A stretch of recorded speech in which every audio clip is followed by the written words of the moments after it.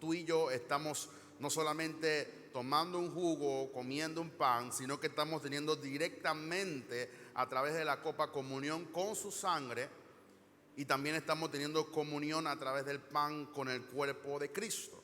Esto es un misterio, pero que tiene que ser recibido y de alguna manera creído, que cada vez que tú estás en la Santa Comunión, tú tienes comunión con la sangre de Cristo. Y vamos a explicar un poquito más adelante qué es comunión. Y tú tienes comunión con el cuerpo de Cristo. Por eso Pablo lo puso en pregunta, refiriéndose a los corintios, que si ellos no habían aprendido que a través de la copa ellos tenían comunión con la sangre, y a través del pan ellos tenían comunión con el mismo cuerpo de Cristo. Así que en esta mañana vamos a estar hablando sobre consagración por medio de la Santa Comunión. Diga conmigo: consagración por medio de la Santa Comunión. La Santa Comunión es uno de esos sacramentos de la iglesia, el cual significa o es para nosotros un instrumento para hacernos santos y tener comunión con la sangre y el cuerpo de Cristo. La iglesia debe saber que la Santa Comunión es un instrumento para unificarnos espiritualmente con Jesucristo, de manera que nos consagramos para Él. Voy a repetir eso. La iglesia debe saber que la Santa Comunión es un instrumento para unirnos espiritualmente con Jesucristo, de tal manera que nos consagramos para Él, nos separamos exclusivamente para Él. La diferencia entre este acto solemne y otros es la dignidad, es la reverencia con la cual realizamos, porque no solamente recordamos, sino que de alguna manera estamos actualizando lo que es la muerte y el sacrificio de nuestro Señor Jesucristo para nosotros. Son medios de gracia por la cual nos consagramos y nos apartamos de este mundo y nos dedicamos exclusivamente a nuestro Salvador.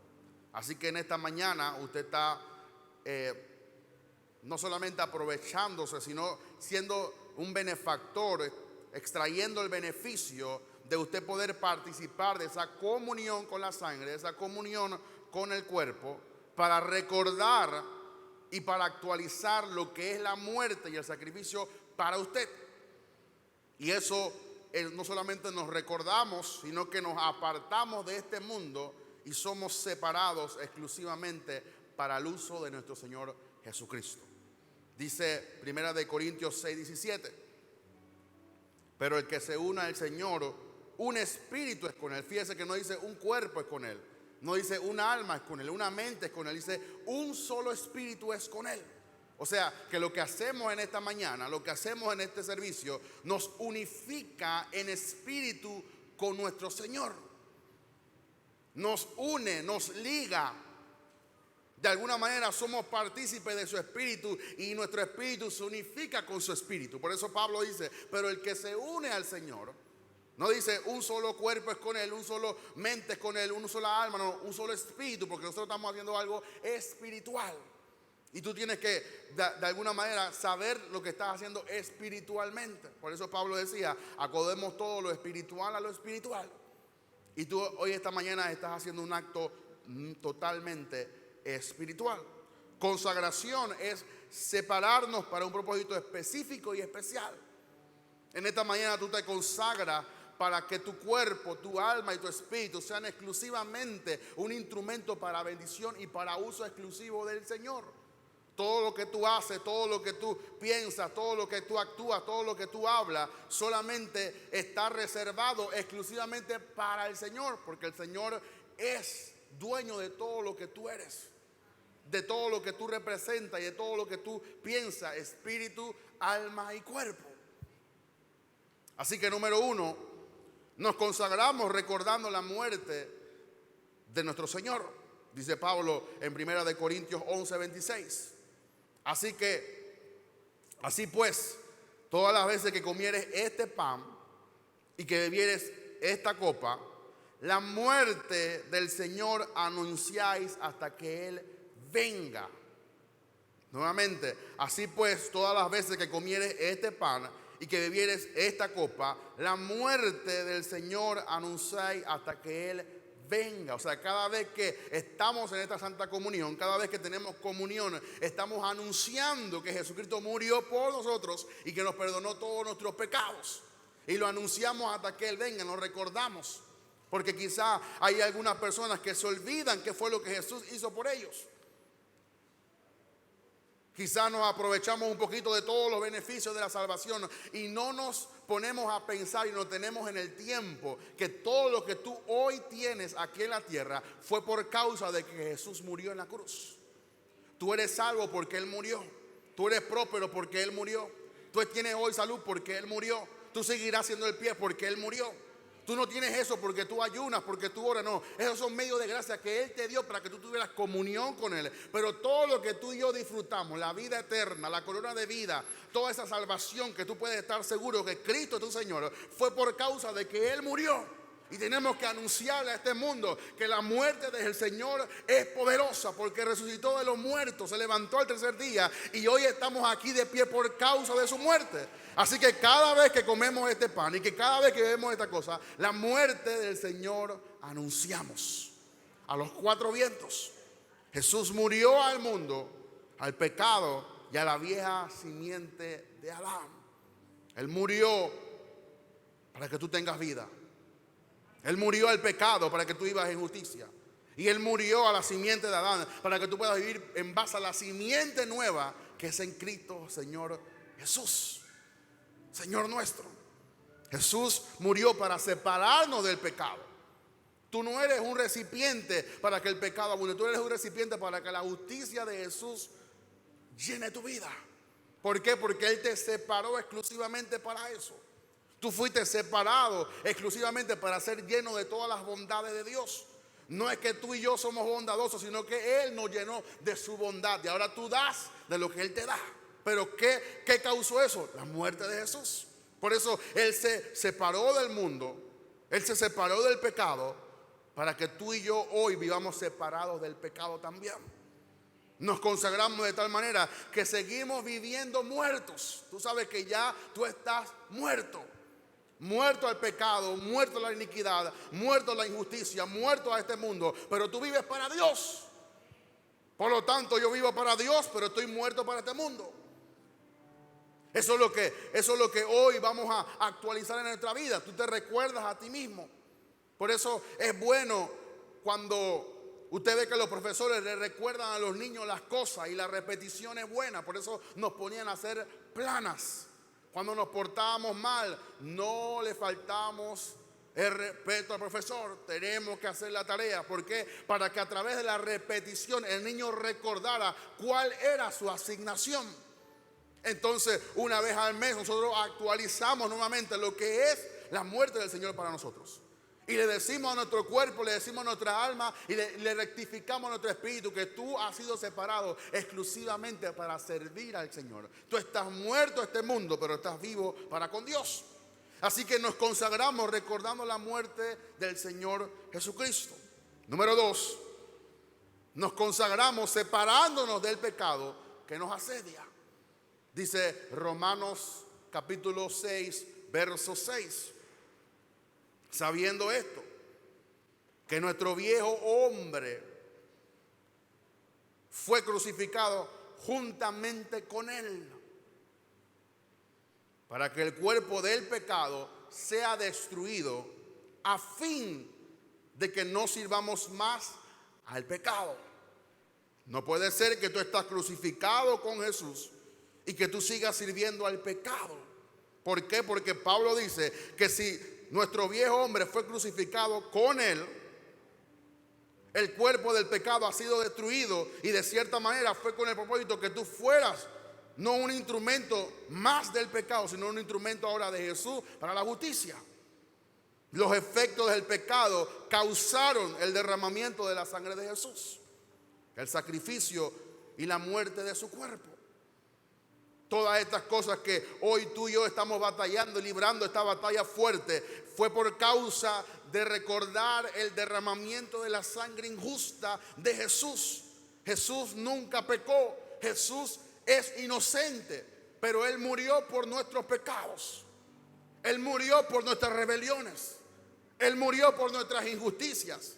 Él murió por nuestras iniquidades. Él murió por nuestras rebeldías. Él tuvo que pagar el precio mayor, que es morir en su cuerpo, sacrificarle todo al Señor Dios, para que tú y yo gozáramos de esta vida. Tomar la cena, oiga esto, y seguir en pecado equivale a pisotear la sangre de Jesús que nos redimió. Voy a repetir eso. Tomar la cena o participar de la Santa Comunión y seguir en pecado después de haber participado de esta Santa Comunión es pisotear la sangre de Cristo. Es hacer inmunda la sangre de Cristo. Es decirle a la sangre: tú no tienes el poder para cambiarme porque todavía yo estoy en pecado. Léalo conmigo, Hebreos 10:29.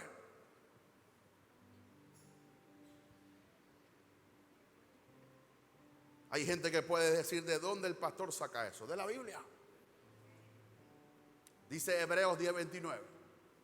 ¿Cuánto mayor castigo pensáis que merece el que ¿qué? El que pisoteare al Hijo de Dios, número 1, número 2, y tuviere por inmunda la sangre del pacto en la cual fue santificado? O sea, le hacemos la pregunta al verso: la sangre nos santifica. El verso dice que no tomemos inmunda la sangre del pacto, que el cual no fue santificado. Y dice que no hagamos afrenta al Espíritu de gracia. Así que hay tres cosas que Hebreos 10:29 nos advierte. No podemos pisotear al Hijo de Dios. No podemos tomar inmunda la sangre del Cordero. Y tampoco podemos afrentar al Espíritu de gracia. Mis hermanos, el pecado nos aleja de la gracia.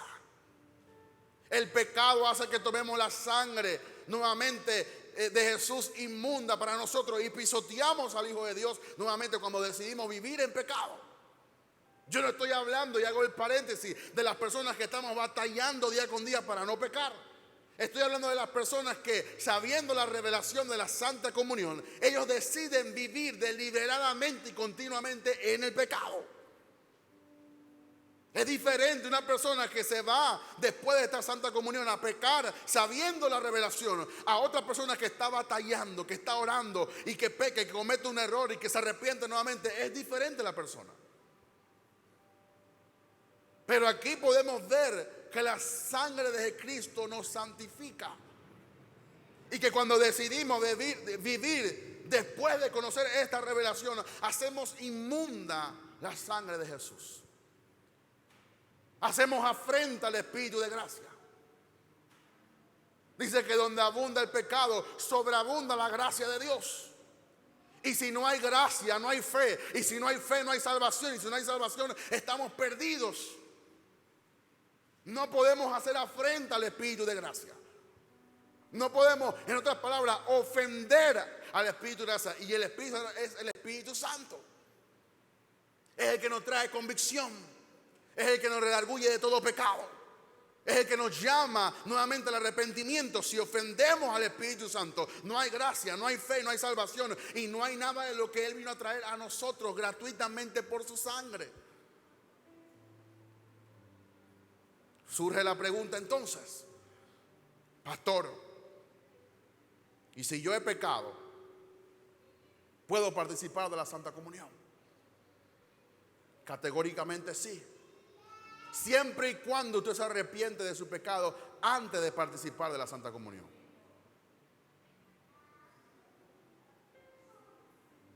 Voy a repetir la pregunta.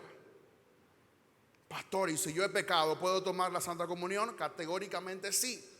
Siempre y cuando usted reconozca su pecado y te arrepienta de él antes de participar de la Santa Comunión. Porque entonces si tú bebes la Santa Comunión y participas del pan y participas de la sangre en pecado, por eso Pablo dice que tomamos indignamente la Santa Comunión. Por eso muchos se enferman, por eso a muchos les pasan muchas cosas, y más, dice Pablo, por eso muchos duermen, se mueren, porque no tenemos revelación de lo que estamos participando. Cuando tomamos la Santa Comunión, damos un testimonio al mundo que nuestro cuerpo ya no será más instrumento del pecado. Tú tienes que separar tu cuerpo del pecado. Romanos 12:1. Os ruego por la misericordia de Dios que presentéis vuestro cuerpo en sacrificio vivo, santo y puro a Dios, que es nuestro culto racional, o que es la manera más lógica de adorar a Dios. Pablo le decía, ustedes tienen que ser un testimonio vivo en su cuerpo, de que su cuerpo es templo del Espíritu Santo, y que ustedes se separen en su cuerpo para uso exclusivo de Dios. Usted no puede decir que usted alaba a Dios en su espíritu y con su cuerpo usted se va para el mundo. ¿Por qué? Porque eso no da testimonio de quién usted es. Por lo tanto, nuestro cuerpo es un testimonio al mundo que somos instrumentos de Dios. Y le decimos a nuestro cuerpo hoy, cuerpo, tú estás y existes exclusivamente para adorar, para servir y para hacer la voluntad de Dios en el reino de Dios. Al tomar la Santa Comunión, honramos el cuerpo de Cristo, honramos la sangre de Cristo. Le decimos a Dios, recibimos en dignidad absoluta la sangre de Cristo, por la cual recibimos perdón por nuestros pecados. Hay gente que dice o pregunta que si puede hacer la Santa Comunión en su casa. Claro que lo puede hacer en su casa, pero usted no puede tomar la Santa Comunión viendo Netflix, porque usted no está honrando lo que la Biblia dice con respecto a lo que usted está haciendo. Lo que usted está haciendo es comer galletas y beber jugo de uva, pero no está haciendo la Santa Comunión. Usted tiene que separar un momento exclusivo. Que todo el mundo sepa que es un momento sacro, santo. ¿Por qué? Porque usted está recordando lo que le dio vida a usted. Usted está recordando que la paga del pecado es muerte, mas la dádiva de Dios es vida eterna. Por lo cual yo tengo que advertirle al mundo, advertirle a todo el mundo espiritual que yo estoy separado exclusivamente, y por eso yo honro este momento. ¿Por qué? Porque en este momento nos consagramos para separarnos del pecado que nos asedia. Y mis hermanos, todos vamos a ser tentados por el pecado. Como decíamos el jueves pasado, creo que el hecho que tú seas tentado no te hace pecador. Lo que te hace pecador es que caigas en la tentación. Pero tú en esta mañana te consagras para separarte del pecado. Es como que si le hicieras un voto, una promesa a Dios de que tú vas a vivir una vida en santidad. En lo que corresponde a lo que tú puedas tomar decisión en tu vida. Número 3. Nos consagramos reconociendo que ahora somos de otro. Diga conmigo, somos de otro. Tenemos otro dueño. Romanos 7:4. Romanos capítulo 7, verso 4. Dice, así también vosotros, hermanos míos, habéis muerto a la ley mediante el cuerpo de Cristo, para que seáis de otro, del que resucitó de los muertos, a fin de que llevéis fruto para Dios. Usted ha sido cambiado de dueño. Ahora usted le pertenece a Cristo. Su espíritu, su alma y su cuerpo le pertenecen al Señor Jesús. Ya tú no eres de este mundo. Ya tú no eres del pecado. Ya tú no le perteneces al diablo y a sus demonios. Ahora tú eres de Cristo. Tú tienes otro dueño. Por eso yo no puedo unificar las actitudes de muchos cristianos con lo que la Biblia dice. ¿Por qué? Porque la gente vive como si Satanás fuera dueño de toda tu vida. Yo siempre lo digo y lo aprendí de otro padre espiritual: se explota una llanta, el diablo. Te cogiste el dedo, el diablo. Como que si el diablo controla todo lo que tú estás experimentando, ya el diablo no controla lo que yo experimento. Y si alguna cosa mala que yo creo en mi mente que es mala, fue porque Dios la permitió. Nada de lo que yo estoy experimentando lo puede controlar el diablo, a menos que yo le dé derecho legal a que él controle mi tiempo. Dice el salmista, mis tiempos están en tus manos. El día que yo nazca y el día que yo parta también están en tus manos. Es más, el diablo no manda ni en el infierno. Jesús descendió al infierno y les quitó las llaves de la vida y de la muerte. Tú tienes que reconocer que tu dueño es otro. Por lo tanto, cuando tú vives y tú pasas por una experiencia, Padre, gracias porque algo yo voy a aprender de esto. Y si tú quisiste que yo pasara por esto, Señor, una lección nueva, pero no podemos estar antagonizando lo que Dios está permitiendo, porque Dios controla todo. Dios controla todo. Por lo tanto, yo camino con la seguridad que Jesús me está guardando, que el Padre me está protegiendo. Y si me caigo, Él me levanta. Y si me hundo, Él me saca. ¿Por qué? Porque Él está controlando absolutamente todo lo que yo estoy experimentando. El diablo quisiera poder controlar mi vida. El diablo quisiera poder afectar mi vida. Y muchas veces el diablo utiliza a otras personas para afectar lo que yo soy. Pero yo solamente soy afectado por lo que el Padre quiere que yo experimente. ¿Por qué? Porque yo soy de otro. Yo tengo otro dueño, tú tienes otro dueño. Tú tienes que vivir consciente que la sangre fue el precio que Él pagó por tu vida. Y cuando tú sabes eso, tú estás seguro de que todo lo que tú experimentas es porque Dios de alguna manera lo ha permitido. Tú eres de otro.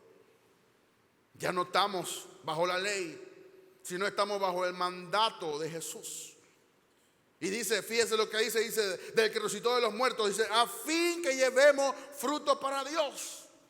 O sea, Dios quiere que tú des fruto. Por sus frutos los conoceréis. Fíjese que ahí no dice, Dios quiere que tú hables en lenguas. Dios quiere que tú eches fuera demonios. No, Dios quiere que tú des fruto digno de arrepentimiento, frutos que testifiquen que Él es tu dueño. Cuando tú ves un carro muy lindo, wow, tremendo, de repente es antiguo, pero está bien cuidado, tú quieres conocer al dueño, oye, ¿cómo tú lo cuidas? Vamos a ponerlo en otro contexto, a ver qué dicen los esposos. De la Biblia dice que la mujer es gloria del hombre. Si tu esposa está bonita, está bella, la gente tiene que reconocer que es así por causa del esposo. Si es lo contrario, es que el esposo es duro.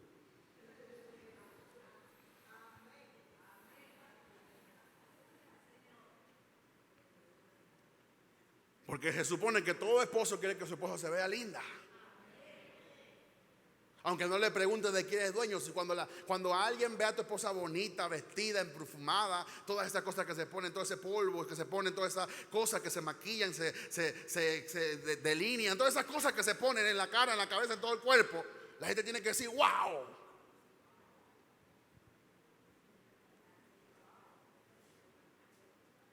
Pero si la gente cuando ve a tu esposa, lo que veas a alguien sufriente, despelucada, desgreñada, las uñas todas comidas, sin pintarse, dice, o está soltera o el esposo es un tacaño. Porque ella habla por ti.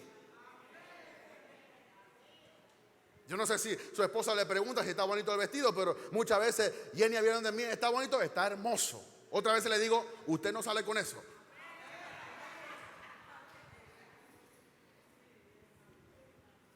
¿Por qué? Porque ella me representa. Entonces, tú eres representante de Cristo. Y cuando la gente te ve a ti, juzga a Jesús.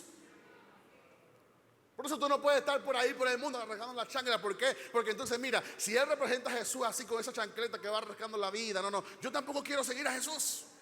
Pero si lo que la gente ve es gozo, es paz, es paciencia, benignidad, es bondad, es templanza, es fe, mansedumbre, la gente va a decir, yo quiero a ese Jesús. Si lo que la gente ve es que tú estás pasando por un problema terrible y no hay nada que te pueda separar del amor de Cristo, lo que la gente ve es que tú estás firme, confiado, perseverante, teniendo fe, la gente dice, wow, eso me inspira a yo poder confiar en Jesús.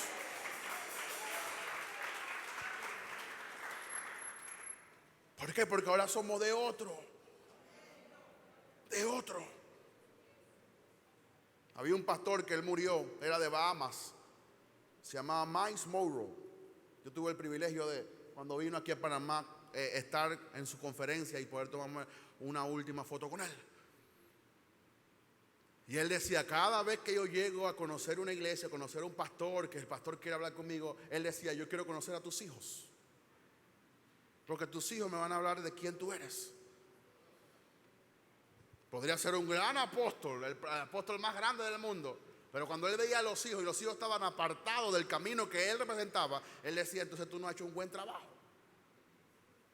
¿Por qué? Porque los hijos también representan a la familia. Por eso cuando usted va a enviar a su hijo a la fiestita, usted vaya bien vestidito, lo pone bien planchadito. ¿Por qué? Porque usted representa a través de lo que va a su hijo. Si su hijo va todo mangajo, ¿qué va a decir la gente?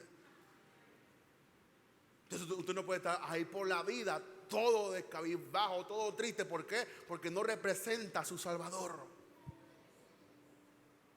Usted tiene que saber que todo lo que antes estaba en contra de nosotros ya no está en contra de nosotros.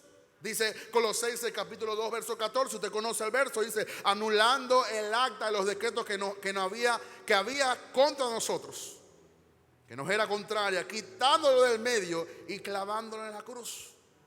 Todo lo que estaba en contra de tu vida ya ha sido clavado en la cruz del Calvario. Y el reino de las tinieblas no tiene ninguna autoridad sobre ti. Recuerde esto. Solamente Satanás tiene autoridad en tu vida cuando tú le abres puerta a través del pecado. Pero si no hay pecado en tu vida y lo que hay es arrepentimiento, Espíritu Santo, palabra, sangre, gracia, fe, Él no tiene ninguna autoridad sobre tu vida. Número 4.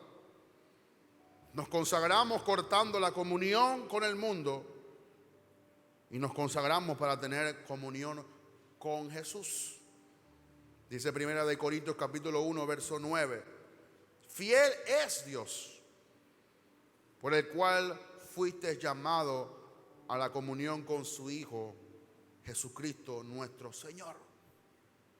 Usted fue llamado exclusivamente para tener comunión con el Hijo de Dios. Estamos en el mundo, pero no somos de este mundo. Vivimos aquí, trabajamos aquí, pero nuestra ciudadanía proviene de arriba.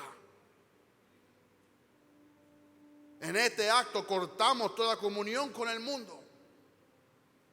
Y hay gente que malinterpreta eso y dice, no voy a tener amigos en el mundo, no voy a hablar con nadie, no voy a estar con nadie, no voy a hacer nada. No. Eso no es lo que dice la palabra de Dios. Recuerde que el mundo, el sistema, proviene de cosmo, donde viene la palabra cosmetología, que es apariencia. Este mundo está bajo una apariencia, un sistema que aparenta cosas y que la gente vive de acuerdo a lo que este mundo aparenta. Y lo que está hablando Pablo es que nosotros no fuimos llamados para vivir bajo un sistema que aparenta, sino vivir bajo una comunión. Dice que fuiste llamado a tener comunión con su santo Hijo Jesús. En este acto afirmamos nuestra comunión con Jesús. Tú puedes tener comunión con letra. Tú puedes tener comunión con una biblioteca de muchos libros. Tú puedes tener comunión con muchas cosas en este mundo, pero la única comunión que te va a satisfacer es con la de Jesús. Porque Jesús no es letra. Tú puedes convertir a Jesús en una letra. Podemos convertir a un Jesús poderoso en un Jesús histórico. Pero tú no tienes relación con un Jesús histórico ni con un Jesús de letra. Tú tienes comunión con un Jesús que vive y reina para siempre. Eso es lo que hace la diferencia en cada uno de nosotros. Poderoso. Cuando tú lees la palabra de Dios, tú tienes comunión con su palabra. El que guarda mi palabra, dice, yo estaré con él y mi Padre y yo estaremos con él. ¿Por qué? Porque Él es la palabra. El verbo se hizo carne y habitó entre nosotros y vimos su gloria. Cada vez que tú lees la palabra, estás teniendo comunión con Él. En la misma forma que Él dijo que tú guardes la palabra de Dios. Cuando tú guardas lo que Él ha dicho, tú estás teniendo comunión con Él. Tenemos que tener comunión con Jesús. No es solamente pasar 8 horas de rodillas, sino es pasar tiempo con su palabra, con el Espíritu Santo. En esta mañana yo estaba leyendo mi devocional, Mateo 13, Lucas 13 y Juan 13. Poderoso. Hice algunos anotes ahí. ¿Por qué? Porque me enriqueció la palabra de Dios. Dice que Jesús fue conmovido en su espíritu. Ahí anoté, Jesús también era tan humano como nosotros. ¿Por qué? Porque tenía un espíritu. Se conmovió hacia su espíritu. Y muchas cosas leí, otras cosas que me enriquecieron, porque yo estaba teniendo comunión con Jesús. No estaba gritando, no estaba temblando, no estaba llorando. No estoy diciendo que esas no son medios, no son cosas que tú puedes experimentar, pero estaba teniendo comunión con su palabra. Tú y yo tenemos que consagrarnos exclusivamente para la comunión con Jesús. Tú puedes venir a la iglesia, tremendo. Tú puedes vestirte como un cristiano poderoso. Pero la única diferencia que tú vas a hacer en este mundo es que tú tengas comunión con Jesús. No dije con un pastor, con una iglesia, con un obispo, con un reverendo, con un apóstol. No, comunión con Jesús, con su palabra, con lo que Él ha establecido en su palabra. Número 5, nos consagramos para que la sangre de Cristo nos abra la puerta a la presencia de Dios. Hebreos 9:12. Y no por sangre de machos cabríos ni becerros, sino por su propia sangre. Una vez, dice, entró una vez para siempre al lugar santísimo, habiendo obtenido eterna redención. Jesús tuvo que santificarse con su propia sangre. Oiga esto. Solo por el hecho de que llevó todos nuestros pecados. Jesús no podía entrar a la presencia del Padre sin Él mismo santificarse con la sangre que Él había derramado. Él se igualó a nosotros. Él dejó su trono y se hizo como uno de nosotros y recibió todos nuestros pecados. Él sintió el abandono del Padre por causa de que todo el pecado de la humanidad estaba sobre Él. Por eso dije, Padre, ¿por qué me has abandonado? Él sintió el abandono de Dios, de su Padre. Y la misma sangre que Él derramó fue la sangre que también lo santificó a Él mismo. Es la sangre que también nos santifica a nosotros. Tú eres digno por la sangre. Tú eres hijo por la sangre. Tú eres santo por la sangre. Tú eres redimido por la sangre. Por eso yo no menosprecio la obra que Él está haciendo, porque dice que el que comenzó la buena obra la va a perfeccionar hasta el día del Señor. Está bien, tú puedes decir que todos somos imperfectos, pero estamos siendo perfeccionados. Y si la sangre de Cristo perfeccionó a todos los que han muerto en esperanza, ¿cuánto más a nosotros nos va a perfeccionar? Pero tenemos que estar en el carril correcto para que Él nos perfeccione, para que Él nos molde, para que Él nos quite la grosura, para que Él quite todo lo que no quiere de nosotros y pueda edificar en nosotros a la imagen de su Hijo. La Santa Comunión le da testimonio a Dios de cuánto apreciamos la sangre de su Santo Hijo Jesús. Por eso no utilice la sangre como un amuleto solamente. La sangre es mucho más poderosa que solamente utilizarla como un amuleto. Como un crucifijo que está ahí y solamente cuando estás pasando por un problema te lo sacas y te lo pones al frente para que Jesús me va a proteger. No, la sangre es mucho más que eso. ¿Por qué? Porque la sangre nos abrió el camino para entrar al lugar santísimo. Usted sabe lo que es. Yo no me cansaré de repetirlo ni de afianzarlo. Usted sabe lo que es de estar en la presencia de Dios, la cual antes no podíamos entrar. Dice que tenemos entrada confiadamente al trono de su gracia para hallar oportuno socorro. Pero ¿quién te dio ese acceso? ¿Quién te dio esa llave? Usted ha ido a un hotel y cuando usted va a un hotel le dan una tarjeta. Si tú no tienes la tarjeta se le pierde, no puede entrar a la habitación. Por más que usted grite, por más que usted quiera tumbar la puerta, no puede entrar a menos que tenga la llave. Y usted le puede decir a todo el mundo, yo estoy aquí hospedado, pero no tienes la llave para entrar. Pero cuando tú tienes la llave y tú vas confiadamente y pones la llave en el detector ahí en el manubrio, cuando hace la llave, ¡plic!, tú puedes entrar. Cualquiera puede estar tocando la puerta, pero no todo el mundo tiene la llave. Y tú tienes acceso a través de la sangre del Cordero. Tú puedes entrar. ¿Por qué? Por la sangre de Cristo. Por eso te digo un secreto. Cuando vas a orar, diga: Padre, gracias por tu sangre.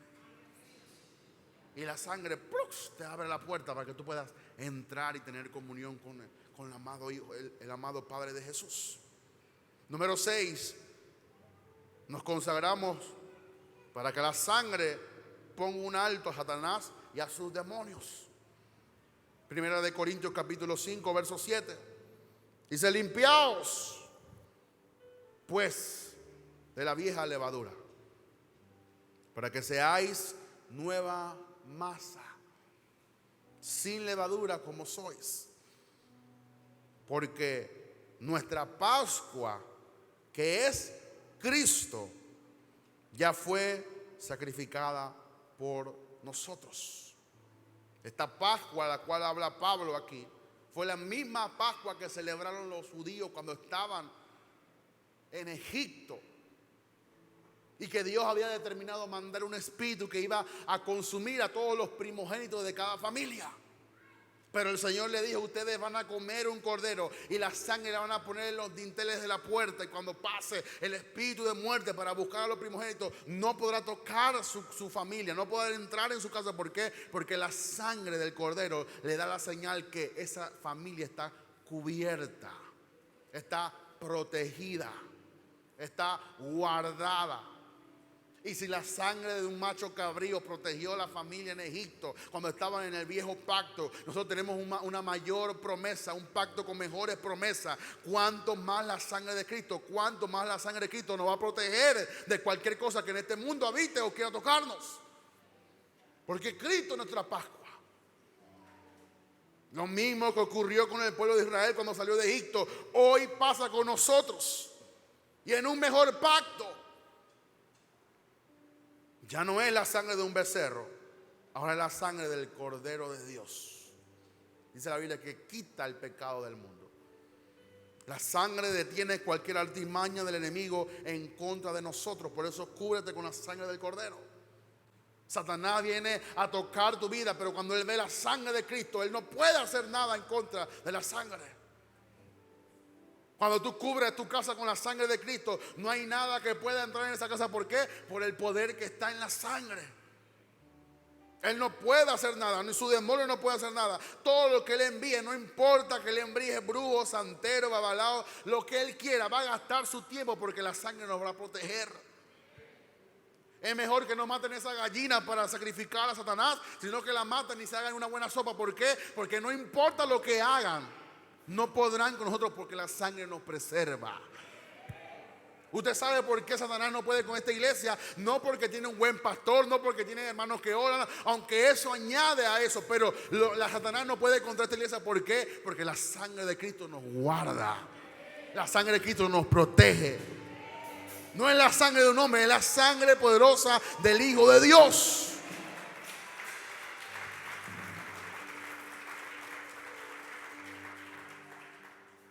Él les da un stop. Él les pone un alto. Aunque muchas veces la gente, cuando está manejando, se lleva el alto, se lleva la luz roja. Pero Satanás no se puede llevar a la sangre de Cristo. No se la puede llevar. A menos que usted no la aplique, que usted no crea en el poder que está en la sangre. Lo que usted puede decir, la sangre de Cristo, pero usted no conoce el poder que hay en la sangre de Cristo. Por eso que, por lo menos yo, en mi opinión personal, no utilizo la sangre de Cristo para las cosas comunes. Se reventó un plato, la sangre de Cristo. Se dañó algo en la casa, la sangre de Cristo. No. La sangre de Cristo no es para proteger esa cosa. Es para proteger tu vida. La refrigeradora se daña y compras otra y viene otra y se va a dañar y se va a quedar aquí. Pero tu vida es lo importante, que va a salir para allá arriba cuando venga Jesús en la nube y suenen las trompetas y la gente pueda escuchar a voz viva que Él es el Salvador. Tú y yo tenemos que cubrirnos con la sangre de Cristo. Cubre a tus hijos, cubre a tu esposo, cubre a tu esposa, cubre todo lo que tú tienes en tu posición. ¿Por qué? Porque Satanás no puede tocar nada, absolutamente nada. Porque la sangre le pone un límite al diablo. La sangre le pone el límite a los demonios. La sangre le pone límite a los brujos, a los santeros. Ninguna de esas cosas a mí me roban la calma. ¿Por qué? Porque yo estoy cubierto por la sangre de Cristo. Que hagan todo lo que quieran. Así como los brujos de Baal y de Acera, que se cortaban, se tasajeaban, y Elías se burlaba de ellos. Quizás se quedó en el baño, quizás está dormido. Pero cuando Elías arregló el altar, dice que de inmediato vino fuego del cielo. ¿Por qué? Porque la sangre de Cristo nos guarda. La sangre de Cristo nos da libertad. Tenemos libertad en la sangre de Cristo. Número 7, y termino. Y no es menos importante porque lo pusimos de último. Oiga esto, la sangre de Cristo. Nos consagramos para dar testimonio de que ahora somos parte del cuerpo de Cristo. Dice el apóstol Pablo en 1 Corintios 10, 17. Siendo un solo el pan, nosotros, con ser muchos, somos un cuerpo. Diga conmigo, un cuerpo. Dígalo nuevamente, un cuerpo. Dice, pues todos participamos de aquel mismo pan. A la misma vez que me consagro para tener comunión con Jesús, también me consagro para tener comunión con mis hermanos. No puede existir consagración con Cristo sin tener consagración y comunión sin mis hermanos. Porque la sangre nos consagra porque somos un cuerpo en Cristo. No puedo ser partícipe de la Santa Comunión y después le hago daño a mi hermano. ¿Por qué? Porque estoy golpeándome a mí mismo. Dice, amarás a tu prójimo como a ti mismo. La gente que no ama a su prójimo son gente que no se aman a sí mismo. Por eso tienen que ¿cómo se llama? Sacar por algún medio la rabia contra otro, porque ellos no se aman a sí mismos, no se han aceptado en Cristo Jesús. No podemos tener comunión con un Cristo que para nuestros ojos naturales es invisible, y no tener comunión con los Cristos visibles que somos cada uno de nosotros. Usted es la representación de Cristo. Yo no puedo decir que yo amo a un Dios que no veo, pero no amo a ustedes que los veo todos los días, porque es incongruente. Somos parte del cuerpo de Cristo. Para lo cual, cuando tenemos la Santa Comunión, usted es consagrado para tener comunión con sus hermanos. Por eso nosotros no tenemos ningún tipo de objeción o juicio o juzgamiento con ninguna iglesia. Nosotros hablamos lo que está en la Escritura. Y si hay algo que alguna iglesia está haciendo que nosotros hablamos como está en la Escritura, pues tenemos que decirlo, porque no podemos ocultar la verdad.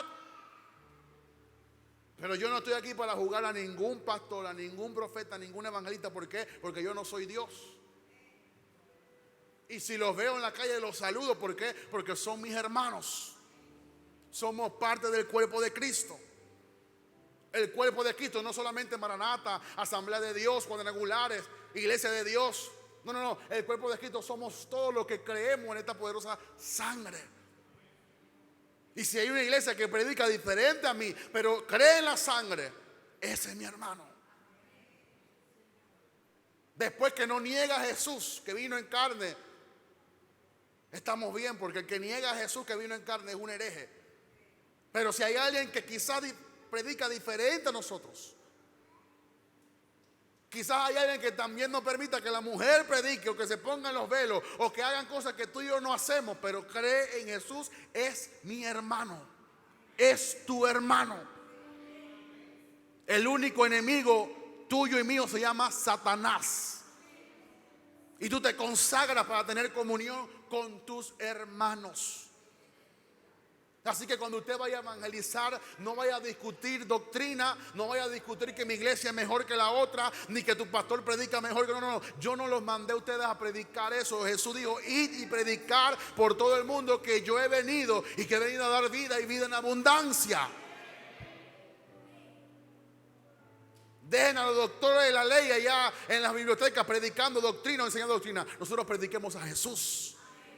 Ese es nuestro llamado, esa es nuestra asignación profética. Pero no podemos decir, nos consagramos con esta sangre y no tenemos comunión con nuestros hermanos. Incongruente. Así que si usted hoy va a tomar la Santa Comunión, sepa que usted se tiene que llevar bien con sus hermanos.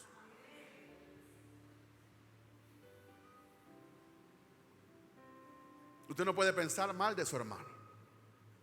Usted no puede hablar mal de su hermano. Usted no puede desearle algo a su hermano malo. ¿Por qué? Porque usted lo está diciendo para el mismo Jesús. Si alguno que hiciera esto en algunos de mis pequeñitos, se la verá conmigo. Es mejor que usted se ate algo en el cuello y se tire, que usted ir en contra de alguno de los pequeñitos. ¿Por qué? Porque lo hace en contra mío. Si alguno recibe a ustedes, me recibe a mí. Y si alguno se levanta, eso es lo que dijo el sacerdote cuando estaban discutiendo de Jesús. Él dijo, ustedes no se preocupen, si no es enviado de Dios, tranquilo, eso va a desaparecer. Pero si ustedes están peleando contra Dios, no podrán vencerlo. Gamaliel dijo eso. ¿Por qué? Porque esta obra es de Dios. Nosotros somos de Dios. El que se mete contra nosotros se mete contra Dios.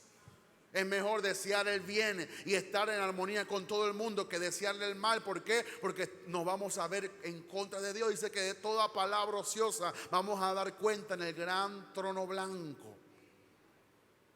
Por eso que usted predica a Jesús. No le tire piedra a nadie, ni por Facebook, ni por WhatsApp, ni por Twitter. Hable la palabra de Dios. Solamente suéltese a la palabra de Dios. Si alguien le hizo mal, bendígalo.